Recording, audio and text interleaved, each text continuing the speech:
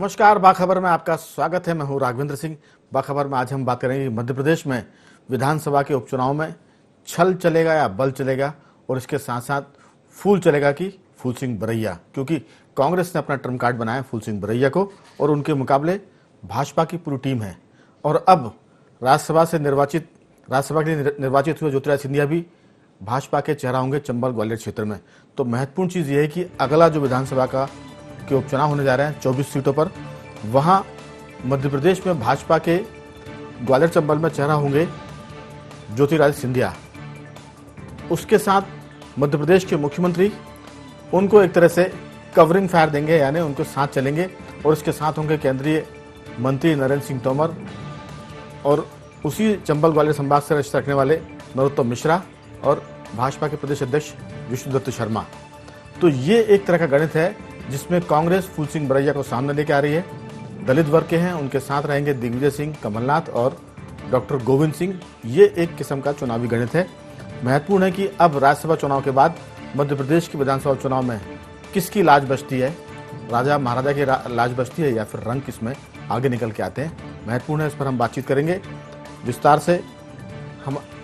हमारे साथ telephone line पर वरिष्ठ पत्रकार रहेंगे राकेश दुबे जी, ऋषि पांडे जी और देवदत्त दुबे जी। सबसे पहले ऋषि पांडे जी, बीजेपी की राजनीति कभी भी बहुत उलझी हुई नहीं रही। टू पार्टी सिस्टम एक तरह से यहाँ रहा है। तीसरी शक्ति की कोशिश में बसपा सपा ने बहुत जोड़ जुगाड़ किया, लेकिन वो कभी थर्ड फोर्स बनकर नहीं आ पाए। 24 उपचुनाव होने हैं मध्य प्रदेश में, इतने बड़े पैमाने पर उपचुनाव एक साथ कभी नहीं हुए। आपको लगता है कि राज्यसभा चुनाव में ज्योतिरादित्य सिंधिया के निर्वाचित होने के बाद भाजपा का जो खेमा है, एक तरह से ग्वालियर चंबल, चूंकि सिंधिया घराने की रियासत का हिस्सा भी है, वहां सिंधिया को अपना चेहरा बनाएगा। मुख्यमंत्री शिवराज सिंह चौहान अपनी एक तरह से आम जनता की छवि को वहां लेकर जाएंगे, और उसके साथ नरेंद्र सिंह तोमर जो केंद्रीय मंत्री हैं, नरोत्तम मिश्रा उस इलाके के ब्राह्मण नेता भी हैं और बहुत जिसे कहते हैं बड़े मैनेजर के रूप में उभरे हैं वहां, और साथ में विष्णुदत्त शर्मा जो भाजपा के प्रदेश अध्यक्ष है। आपकी इसमें राय?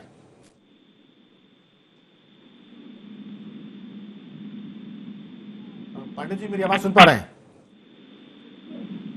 जी जी हाँ राघवेंद्र जी। हाँ, दरअसल मेरी आवाज आ रही है? जी, आपको लगता है कि उपचुनाव में क्या गणित होने वाला है? जी जी, उपचुनाव, दरअसल ये उपचुनाव एक तरीके से मिनी आम चुनाव है जी। एक साथ 24 सीटों पर चुनाव के जो परिणाम है मध्य प्रदेश की राजनीति की तकदीर और तस्वीर सब बदलने के में इसका सामर्थ्य रखते हैं। इसीलिए चुनाव को दोनों पार्टियां बहुत शिद्दत के साथ लड़ भी रही है। अब हम ग्वालियर चंबल संभाग जहाँ पर की 17 सीटों पर उपचुनाव होना है, 24 में से 17 सीटें ग्वालियर चंबल संभाग की।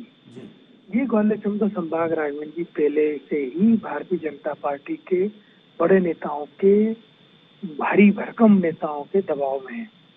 एक सही कसर ज्योतिरादित्य सिंधिया ने बीजेपी ज्वाइन करके और पूरी कर दी। कई सारे प्रदेश अध्यक्ष इस क्षेत्र में दिए भारतीय जनता पार्टी के, वो नरेंद्र सिंह तोमर हो, प्रभात झा हो, वो विष्णुदत्त शर्मा भी संयोग से इसी क्षेत्र से आते हैं।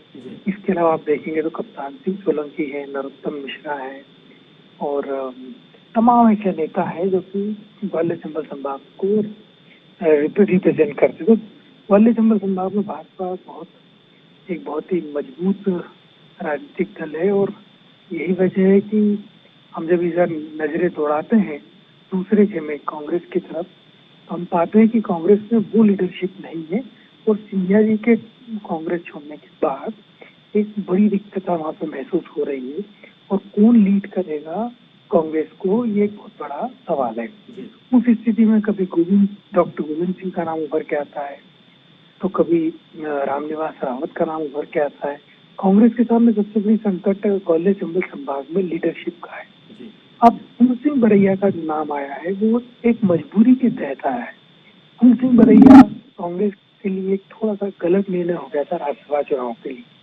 राज्यसभा चुनाव में कांग्रेस ने ये सोच के फूल सिंह बरैया को उतारा था कि इनको सामने करके हम जो चुनाव आने वाले वहाँ पे दलित वोटों को साथ सकते हैं, लेकिन दलित वोट उस स्थिति में ज्यादा मजबूती के साथ कांग्रेस के पक्ष में खड़ा होता है, जबकि फूल सिंह बरैया प्रथम वरीयता में प्रथम क्रम पे होते और वो राज्यसभा में पहुंचते।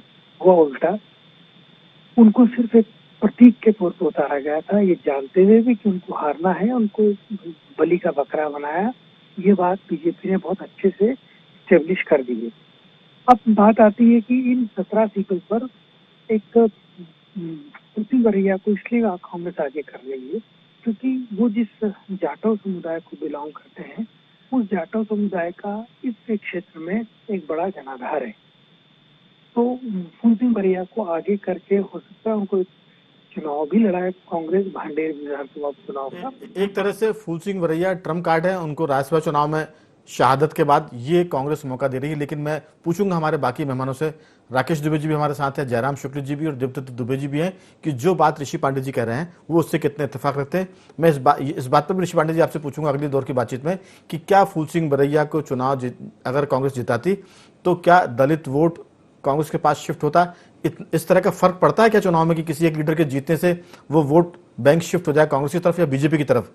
ये एक महत्वपूर्ण चीज है, इसका कितना असर होता है मैं पूछूंगा जयराम शुक्ल जी और राकेश जी और देवदत्त जी। जयराम जी, आपका इलाका वैसे पूरा मध्य प्रदेश है, लेकिन विंध्य से आप चूंकि आते हैं, वहां भी एक उपचुनाव होना है। बिसाहू लाल सिंह वहां से विधानसभा का उपचुनाव लड़ेंगे उस इलाके से। जो बात ऋषि पांडे जी कह रहे हैं कि क्या फूल सिंह बरैया, क्योंकि 18 विधानसभा की सीटें ग्वालियर चंबल से ताल्लुक रख रही हैं, सिंधिया बड़ा चेहरा शिफ्ट हुए हैं कांग्रेस से बीजेपी में, कांग्रेस के पास कोई अभी चेहरा नहीं है। कमलनाथ और दिग्विजय सिंह के साथ गोविंद सिंह की बात होती है, रामनिवास श्रीवास्तव की बात होती है, तो फूल सिंह बरैया इसमें कितना तड़का लगा सकते हैं, क्या भूमिका हो सकते हैं? जयराम जी। देखिए, क्या है कि जब तक काशीराम और मायावती और बीएसपी का असर था, तब तक दलित राजनीति का दूसरा अंदाज था। अब ये गिमिक्स जो है ये बिखर चुका है। किसी भी व्यक्ति या जाति के पास, खास तौर पे हमने विंध्य प्रदेश का मैं आपको अनुभव बताऊं कि 22 से 23% वोट शेयरिंग सीधी रीवा और सतना में करती थी बीएसपी, और सांसद जिता लेती थी। बड़ी संख्या में विधायक भी चुन के आते थे। वो परसेंटेज घट के हो गया 7%। बात अभी वही हाथी की करते हैं, बात वही काशीराम जी की करते हैं, बात वही दलित चेतना की करते हैं, लेकिन वोट नहीं निकलते। कमोबेश यही स्थिति चंबल में भी है। तो ये तो भूल जाना चाहिए कि फूल सिंह बरैया जी एक दलित अस्मिता के चेहरे के रूप में वहाँ प्रस्तुत जब होंगे कांग्रेस की ओर से, तो कोई उनका आकर्षण होगा।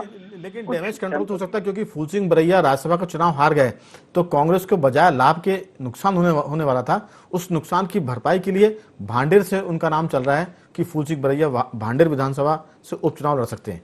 ये एक तरह से डैमेज कंट्रोल या जिसे कहते हैं कंपनसेट करने की बात है। देखिए, क्या है, ये इलेक्शन बड़ा साधारण नहीं होगा। जैसे कि उपचुनाव होते थे, तो उपचुनाव में सत्ता के रसूख की वजह से सत्ताधारी पार्टी को बड़ा फायदा मिलता था। लेकिन मुश्किल ये है कि अभी तक मंत्रिपरिषद का गठन भी नहीं हुआ, और जो छोड़ के कांग्रेस आए हैं उनका भविष्य भी क्या होगा ये अभी सुनिश्चित नहीं है।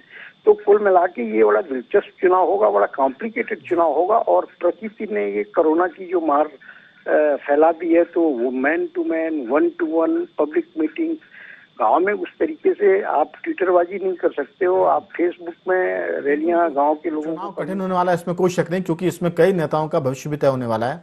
कांग्रेस से कमलनाथ, दिग्विजय सिंह का, और बीजेपी से कह सकते हैं कि सिंधिया कितने असरदार होते हैं, शिवराज सिंह कितने असरदार होते हैं, नरेंद्र सिंह तोमर कितने असरदार होते हैं, और बीडी शर्मा का क्या प्रबंधन होता है। मैं लौटूंगा आपके पास। राकेश दुबे जी, क्या फूल सिंह बरैया एकदम से फोकस में आ गए राज्यसभा चुनाव हारने के बाद? कांग्रेस उस गलती का एहसास करके प्रायश्चित कर रही है, पश्चाताप कर रही है कि हम भांडेर से आपको इलेक्शन लड़ाएंगे, और यहां भी उनको सामने रखकर एक तरह से राजनीतिक चतुराई का वो काम कर रहे हैं कि दलित वोट जो है कांग्रेस के पक्ष में आ जाए, क्योंकि कांग्रेस का जो एक तरह से परंपरागत वोट है वो तो मिलेगा, लेकिन दलित जो बीएसपी की तरफ चला जाता था वो कहीं ना कहीं उसको खींचने की कोशिश है। आपकी राय? देखिए, दलित राजनीति जो मध्य प्रदेश की है वो अब समझने लगी है कि बीजेपी और कांग्रेस उससे कैसे चलती है। दिग्विजय सिंह का 10 साल के कार्यकाल के अंतिम दिनों में उन्होंने एक भोपाल अकॉर्ड करके एक पत्र जारी किया था, एक सम्मेलन किया था देश में कि कांग्रेस में दलित चेतना सर्वोपरि है और कांग्रेस दलित चेतना के लिए काम कर रही है। लेकिन अब आज की स्थिति में क्या ये प्रासंगिक है, जैसा कि जयराम शुक्ल जी कह रहे हैं कि बीएसपी, काशीराम, मायावती और हाथी अब उतने प्रासंगिक नहीं लगते जितने पहले कभी हुआ करते थे। असल में क्या है कि जब से बीएसपी ने अपनी भूमिका दलित चेतना से हटाकर कुर्सी चेतना की तरफ कर दी, उसका नतीजा ये सब है। पिछले अभी जो विधानसभा के चुनाव हुए जिसमें कांग्रेस की सरकार बनी थी, उसमें बीएसपी अंतिम समय तक भारतीय जनता पार्टी और कांग्रेस के झूले पे झूलती रही, उनको झुलाती रही, तो जो उसका वोट बैंक था बिखर गया। आज जैसा जयराम शुक्ल कह रहे हैं, मैं उनकी बात से इस बात से इत्तेफाक रखता हूं कि बीएसपी का वोट परसेंट 77 आ गया, ये और नीचे जाएगा। जिस तरह से बीएसपी के नेता अपने फॉलोअर्स को तो ठीक कर नहीं पा रहे हैं, उनमें संगठन नहीं कर पा रहे हैं, कुर्सी की भूख उन्हें कभी बीएसपी। बिल्कुल राकेश जी, मैं आपसे जरूर बात करूंगा, लेकिन अभी एक सन हो रहा ब्रेक का, मैं आपसे लौटूंगा। हमारे साथ देवदत्त दुबे जी भी जुड़ गए हैं, हम सब दोबारा इसी मुद्दे पर बात करेंगे, लेकिन अभी जा रहे हैं छोटे से ब्रेक पर। बने रहिए हमारे साथ।